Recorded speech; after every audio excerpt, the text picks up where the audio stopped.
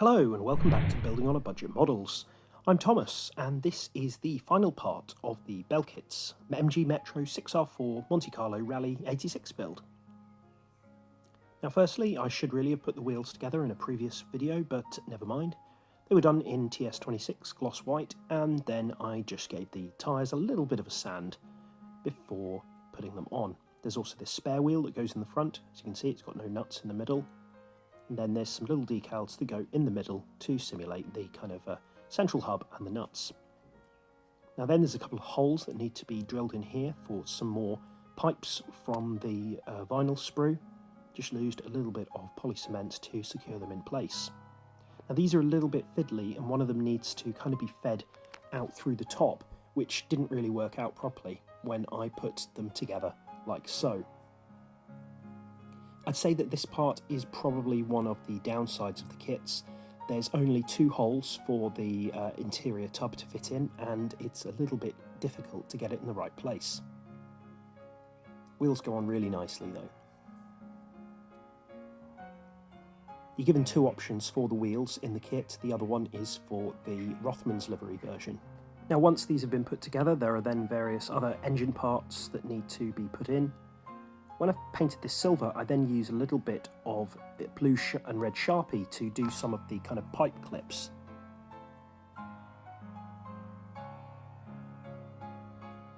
Now this tank here, which is done in matte white, you need to put a Unipart decal onto the outside. Decided to do this once it was in place.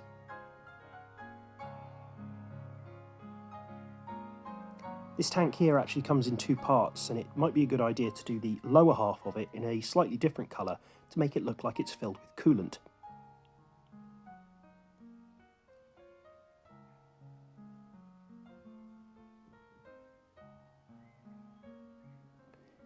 There are then some Austin Rover decals that go on the top. I added some black wash here to add a little bit of shade and a little bit of oil stains, using a cotton bud to clear up any mess. I also used some Tamiya flat clear to cover up these decals after they'd set, and then this rear screen goes in really nicely over the connection points for the seatbelts. Roll cage is in semi-gloss black. There's this little part here at the front. Don't know what it is. Let me know if you know what it is. That fit in really nicely as well. I was pretty happy with the body shell, but there was a little bit of orange peel, so after a few days I gave it a light wet sanding and a bit of UMP polish. I didn't want to go overboard with it, but just wanted to make it look a little bit clearer than it was before. Now these radiator grills need to be done in semi-gloss black. Did find that where they kind of filled up the holes with the paint, you could get rid of it with a cocktail stick or a needle. Now there's also some petrol caps here which go on either side. You can cover these up, but I decided to leave them exposed because I liked how they looked. Also there are door handles which are also done in TS44 Brilliant Blue. I should have done this earlier really. Then I put the photo etch grills into place using a little bit of Gorilla Glue gel. It's also important to test fit these before putting them into place. The chrome sprue is very limited and mainly linked to lights. The headlights one here fits in really nicely.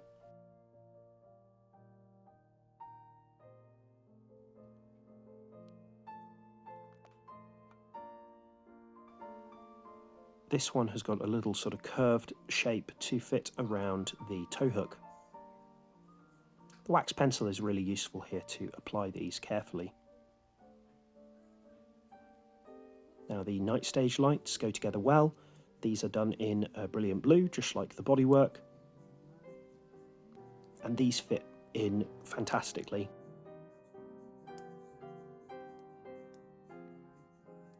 I did a little bit of black Sharpie around the outside of the lenses. And for the windscreen, the black trim actually goes on the outside rather than the inside. So put the mask on the outside and then cover up the back with masking tape This had a couple of coats of matte black to simulate the sort of rubber trim on the outside of the glass. Then used some black Sharpie to do the kind of screw heads on the other glass sections. These all fit in really nicely.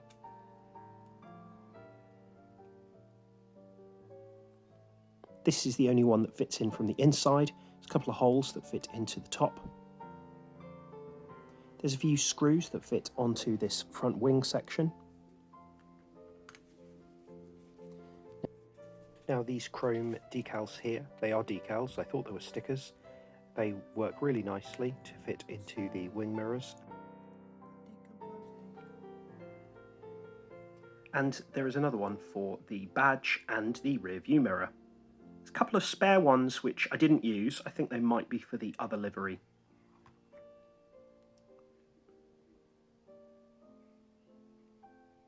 The side windows went in with a little bit of Bob Smith Super Glue Plus, and there's a extra window part which goes here on the side.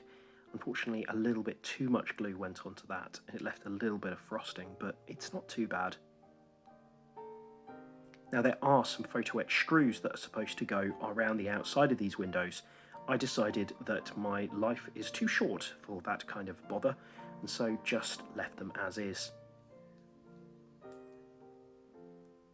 Again, added a little bit of Sharpie rubber trim around the front lights, and these went in beautifully.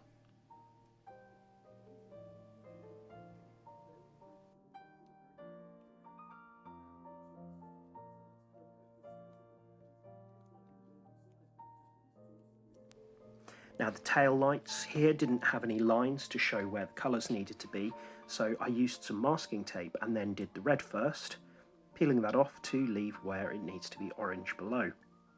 There's a small square for the kind of reversing light that you need to leave, so I carefully kind of went around that with the orange Sharpie. Then stuck it onto some silver aluminium tape. This is plumber's tape, I did a video about that. This is really nice because then it means that you've got the reflectivity on the back and you can then use a little bit of super glue to stick it into place. I really like these. I think they're one of the few things which were actually taken from the Metro itself. Lights beneath are also in red Sharpie. And these indicators on the front are in orange Sharpie as well. One of them, the one on the right side, was a little bit of a tight fit, so I had to drill the hole a little wider first. Now then you can put the bodywork over the chassis. You put it into a couple of pins at the back before prising it around the kind of floor. And you don't need to put the front bumper on yet, which is really useful because that means that you can choose whether or not to fit the night stage lights. This fits in a couple of pins and it doesn't need to be glued. So there we are. Now then there are some decals for the windows.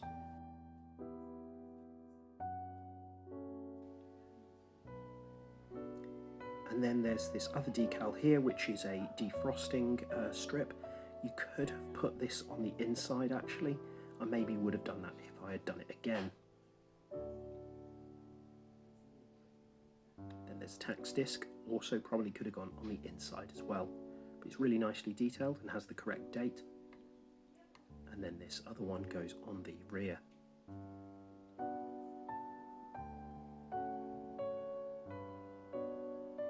It's then time to put the windscreen wipers on once you're happy that the kind of de-icing strip had gone in the right place.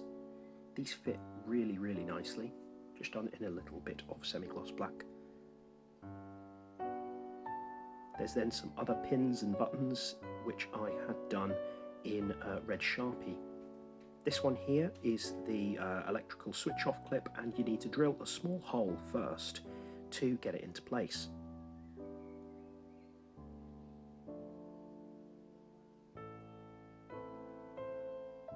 Just a little bit of super glue fit that into place nicely. Now the aerial here and the kind of plug that needs to go into both need to be black, so I glued these together and then painted them black afterwards. Also some photo etch clips that go onto the kind of engine cover here. It's important to try and get them as symmetrical as possible.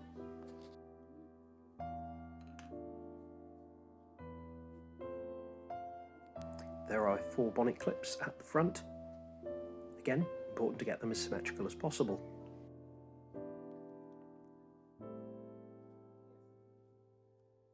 I decided to add a little bit of panel accent around the door frames, but also where the petrol caps are. I was really happy with how this looked. There's also a small clip that goes on this Mobile One cover. I'm happy to say that this goes on nicely and can be removed without the need for gluing. Again, there's a couple of bits of the chrome trim that go just above the rear number plate, and these small clips go around the windscreen. The aerial secures really nicely on top as well.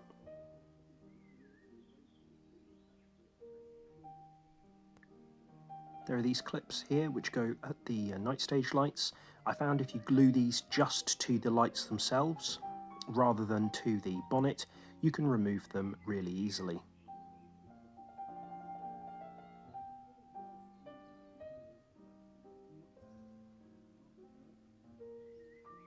Now remember to not remove these points here when removing the front mudguards.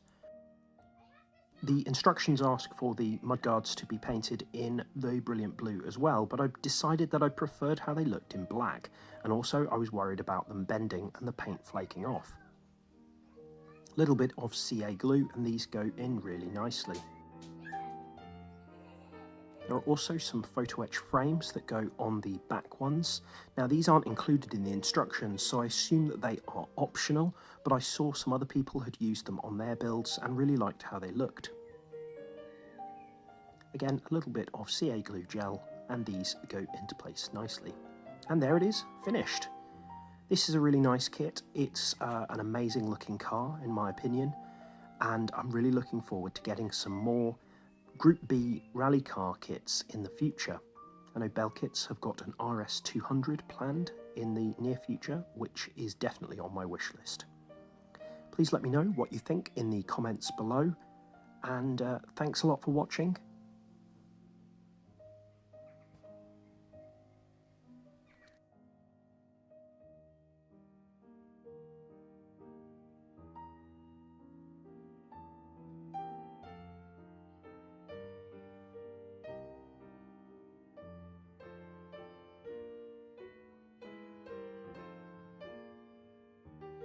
Please do subscribe if you haven't done so already, hit the bell icon to stay notified for future builds, leave a comment, hit the like button, and I'll see you soon.